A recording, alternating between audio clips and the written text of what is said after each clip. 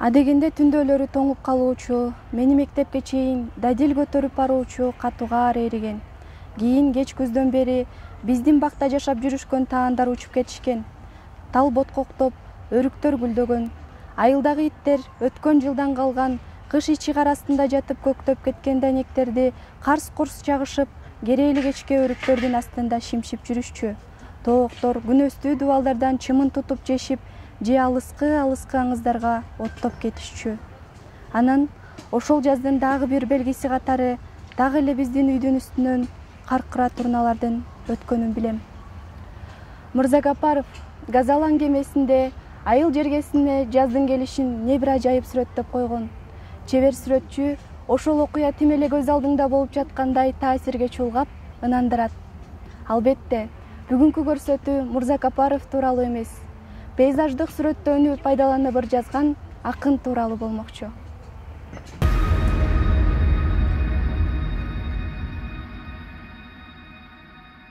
Адамдын жан дүйнөсү жаратылыш сыяктуу таза, сулуу, зыянсыз болсо, анын дүйнөгө болгон көз карашы да ошончолук курч, сергек, зирек болот.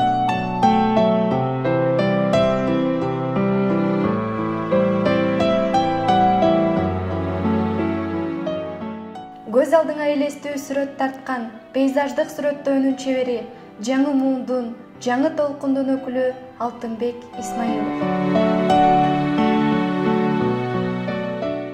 Өзүнүн үнү, стили бар акын, котормочу Алтынбек Исмаилов бизге кондокко келип отурат. Саламатсызбы агай, куш келипсиз. Алгачкы чыккан жыйнагыңызда ырларыңыз мындай күчтүү, адамды мындай күчтөнтө турган ырлар эле да. Анан акыркы ырларыңызда бир аз жумшалып калгандайсыз да, мунун сыры эмнеде? Акын же күйүнгөндө, же сүйүнгөндө ыр жазат.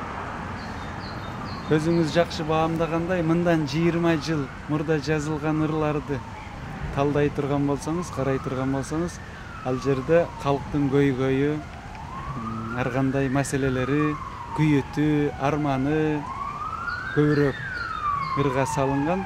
Ошол учурда чындыгында кыргыз элинин жашоо турмушу, тагдыры абдан оор болчу.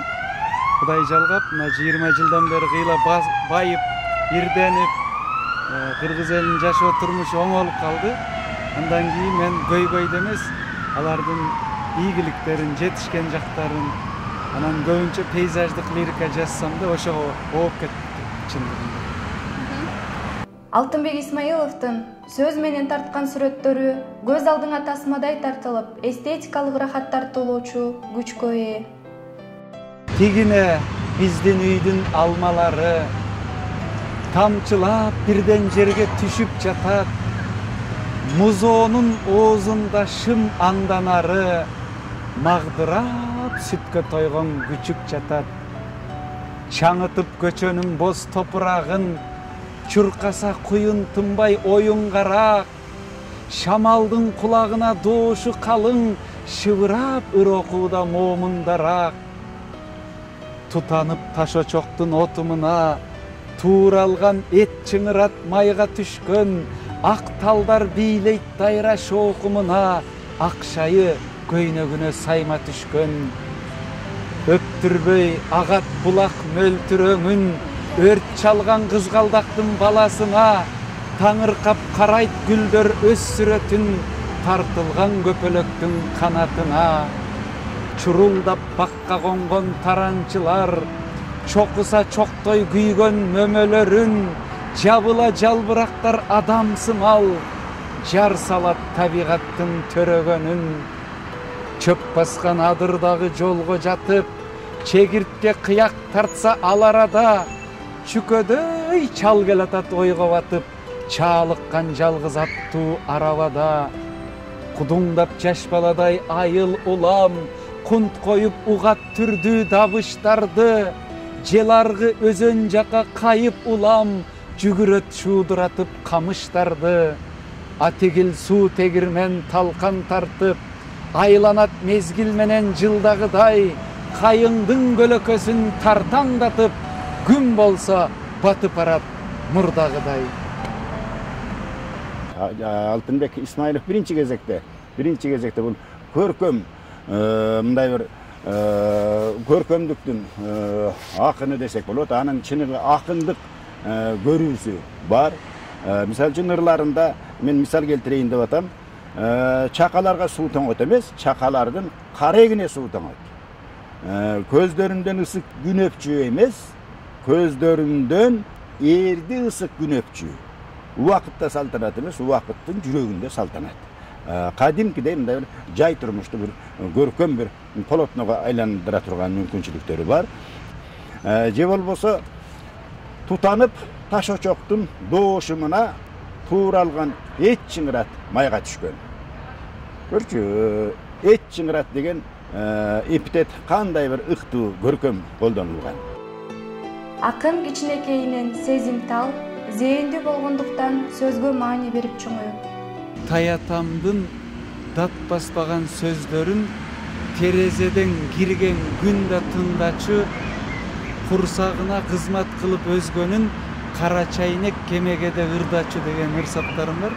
Ансыңарындай мен чал кемпирдин колунда өскөндүктөн айылдагы сөзмөр, чечен, таланттуу, тарыхчы, санжырачы, мыкты инсандар биздин үйгө көп келер эле.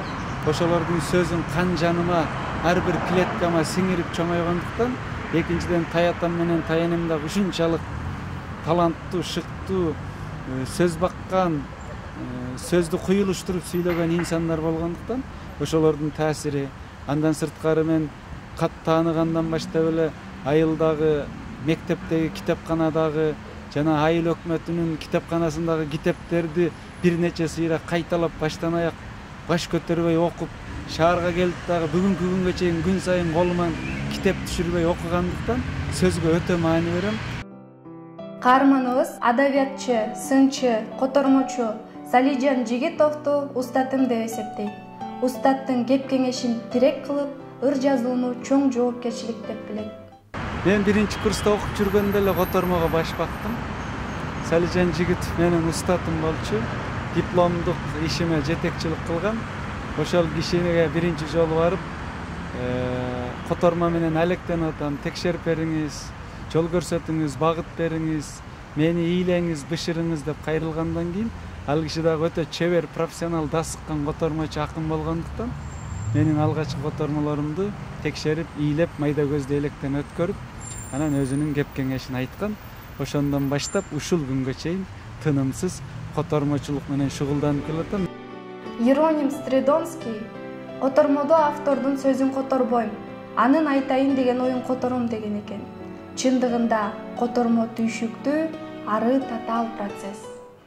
Түрк акындары көбүрөөк батыштын, француз, англис жана башка адабияттын, поэзиянын өкүлдөрүнө көбүрөөк таасирленгендиктен, көбүрөөк ошол батышка ыктап, батышты ориентир кылышат. Ал эми кыргыз акындары көбүнчө орус адабияты менен азыктанып, орус акындарынын мектебинен тарбияланып, орус поэзиясынын кудугунан суу ичкендиктен экөө кескин айырмаланып турат. Маселен, түрктөр бүгүнкү күндө жалаң, эркин агырларды, уйкашпаган ырларды жазышат. Анан философиялык лирикага, махаббат лирикасына көбүрөөк басым жасса, кыргыз акындары дагы деле салттуу ырлардын чеңгелинен чыга албай, эркин агырларды жазгандар бизде өтө сейрек, өтө аз, чок эсе деп койсок болот. Анан көбүнчө граждандык лирикага басым жасашат. Айырмасы ошондо. Руминин ырларын которуп жүрөсүз, анан суфистик, мистикалык ырларга сиздин ырларыңызга да таасирин береби? Жок, тилекке каршы мен башка акындардын ырларына терең сүңгүп кирип, кан жаныман өткөрүп, жон терим менен сезип, алардын чыгармаларын кыргыз тилинде сүйлөткөнүм менен колдон келишинче таасирленбегенге, ошолорго окшоштуруп жазбаганга, ошолордукуна ыктап кетпегенге колдон келишинче аракет кылам. Себеби сенин чыгармачылыгың эч кимдикине окшобош керек да, өзгөчөлөнүп туруш керек. А көпчүлүк котормочулар кимдир бирөөнүн ырларын которгондо каалайбы, каалабайбы, же түздөн түз же кыйыр түрүндө ошого кирип таасирленип, ошону туурап окшоштуруп кеткендер бар. Ошондуктан мен эч качан ал эки акындын жолуна түшүп, алардын ырларына окшоштуруп жазгым келбейт. Болушунча сактанып, алардан оолактап турганга аракет кылам. Дидарын бырыш баскан тоолордун бүктөмүндөй түйшүгү кабат жыйылган жүктөрүндөй пейили жараткандын таптаза сүт көлүндөй дүйнөсү укмуш эле балдардын түштөрүндөй алмашып анан баары ай жылдар түтүн болду тагдыры бирде жарым а бирде бүтүн болду туугандар жүгүн артып турмушу бүкүр болду эх бизди чоңойтом деп дүйнөсү күкүм болду. Автор бул ырында эненин жүзүндөгү буручтарды тоолордун бүктөмүнө, түйшүгүн жыйылган жүктөрүнө салыштырып, балдарымды багам деп ийиктей чаркайланган, тааруудай жанын чачып бере берүүчү эне экендигин айтат. Мындай салыштыруу ырдагы берейин деген ойду элестөө чагылдырып берүүгө көмөктөшүп, ого бетер көркүнө чыгарып жиберет. Майдаланды, тоо түгүл кырга жетпей, ташыркап тайгаланды. Бактысын бөлүп жарып, башкалар пайдаланды. Кертилип кайран өмүр, керексиз жайда калды. Энекем, энем менин тийген күн сыяктанып, түндү да куубийчү көңүлгө чырак жагып, жиндечү асмананда жылдыздар кулап калып, жатса да жер алдында жүрөгү турат кагып, жатса да көр алдында жүрөгү турат кагып. Акындык өнөргө өзү кыргыздын жаштары топтоо менен келет. Бирок ушул 30 жаш менен 40 жаштын ортосунда эки бөлүнөт. Бир дары мындай бир чыгармачылыгын мурунку деңгээлинде улантканга күчү келбей калат, ылдый түшө баштайт, же болбосо жазганга куштарлыгы жоголот. Анткени мындай бир изденүүчүлүк өзү мындай бир курчутуу жагдайлары болбойт да. Ал эми экинчи топ албетте мындай бир чыгармачылыгын жанагындай кризистен түз алып өткөнгө мүмкүнчүлүгү бар. 30-40 жаштан жогорулаганда анан андан ары баякыл моюбастан иштей берет да. Мына Алтынбек Исмаилов деген акыныбыз менимче экинчи топтогу акындардын бирден бир көрүнүктүүсү деп айтам. Бүгүнкү жаштардын арасында Алтынбек Исмаиловдун ырлары мындай табигый түрдө жаралгандай көрүнүп турат да. Жок, кыйналып кысталуу жок, ошол өзүнүн айтайын деген оюн, сезим туюмун мындай бир эркин, бир өзүнөн өзү агылып чыккан формада бере алгандыгында турат да. Бул демек жасалма ырлар эмес. Чындыгында эле ошол акынды түйшөнткөн, акынды толгонткон кайсы бир ой сезим, кайсы бир сезим туюм, турмуштагы кайсы бир көрүнүш жагдайлар тууралуу.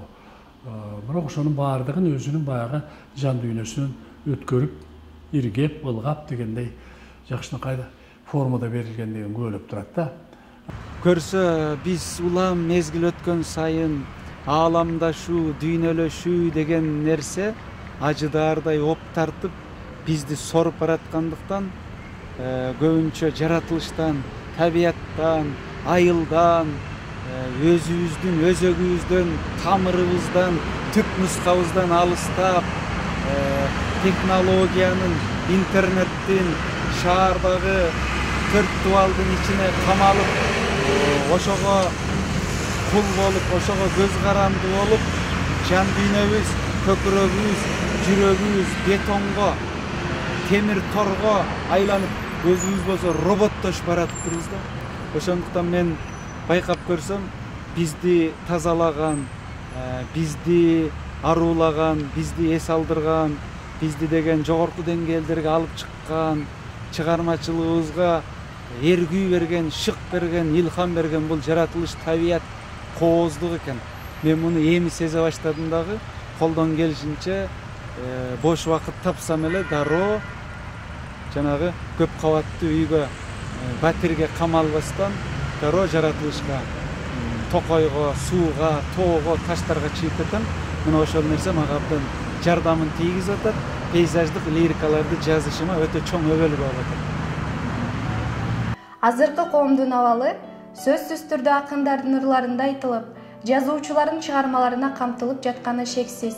Ал эми Алтынбек Исмаилов азыркы замандын көрүнүшүн агрессия деген ыры менен көрсөтүп берген. Жүрөгүндө ыза, согуш дүрбөлөң, жүздөрдү көк көрчү болдум гүлбөгөн, жаакташып жакалашкан жандарды жолуктурам бардык жерден күндө мен. Азыры рас албууттанып басылбай, ажылдамай, беттен алмай, бакырмай, адат болду кадыресе атүгүл, аздектеген ишенимге асылмай.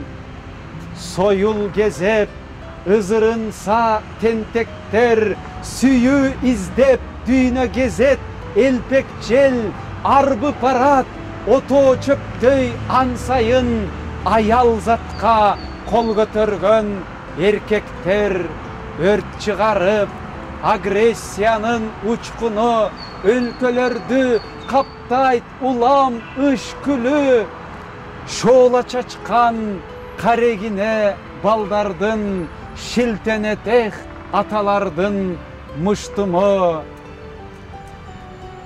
Салт кайланса азыр бетке тар сурмай, салт кайланган эбак көңүл калтырмай.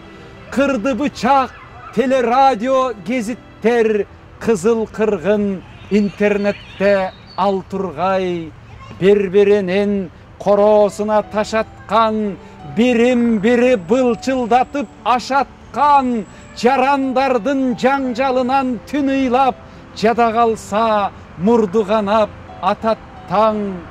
Жаалданган адам болбой куруп кал, жашын төгөт жетим жесир булуттар. Бир атадан бир энеден тараган, бирин-бири мойсоп жатат улуттар. Акыркы учурда кара сөз да которуп атырсыз агай. Анан өзүңүз дагы кара сөз жазасызбы? Жок, өзүм кара сөз жазып көрө элекмин. Жалаң ыр менен алектенип келатам. Анан биринчи жолу ошол Азербайжандардын согушка арналган аңгемелерин которуп көрдүм. Анан мындай менде ой пайда болду, ишеним пайда болду. Кара сөз жазсам болот экен. Бир эксперимент, кыргызча айтканда тажрыйба жасап көрүшүм керек экен. Себеби мен жалаң гана ырды которуп жүрүп, ыр которуп атканда ушунчалык рахат алып, ошондон тим эле өзүмдү эркин сезип, ал эми кара сөздү жазып көргөн эмес элем. Биринчи жолу бир 4-5 аңгемени которуп көрдүм. Башында кыйналдым, бирок 2-3 аңгемеден кийин шыр кетти. Анда деле калемимди эркин шилтейт экенмин. Кара сөз жазып көрүшүм керек экен. Өзүңдү издөдө өжөр бол. Сен издеген адам сенсиң дейт Руми. Адамдын чексиз мүмкүнчүлүктөрү бар. Андыктан улам алдыга умтулуу менен гана бийиктиктерди багындыра алабыз. Поэзия деген мындай бир кичинекей бир жомок сыяктуу серпимдер деп айтар элем да. Мына ушуну Алтынбек абдан жакшы түшүнөт. Бүгүнкү күндө абдан күрдөөлүү иштеп жатат деп айтсак болот. Бирок экинчи жагынан мен айтар элем, ушундай бүгүнкү кезинде дагы Алтынбектен масштабдуу, дагы мындай бир чоң ойду ичине камтыган ырларды күтөм. Ошол эле кезде поэма деген биздин өтө мыкты жанрыбыз бар. Ушул поэмада дагы дал ушул кезде Алтынбек өзүнүн күчүн сынашы керек. Алтынбек Исмаилов жөнүндө эгерде чыгармачылык ушул ыргакта ушул темп менен өнүгүп кете берсе, дагы далай сөз кылабыз го деген оюм бар. Иреттеп жан дүйнөмдү башаламан, ичиме сүңгүп эшик ачам анан. Өзүмдү ар кай жерден таап келем, өмүрү өзүм менен жашабаган. Өзгөчө кубат берип жашыла алам, өзүмдү чогултамын чачыраган күзгүнүн маңдайына олтургузуп күн сайын ырларымдын чачын алам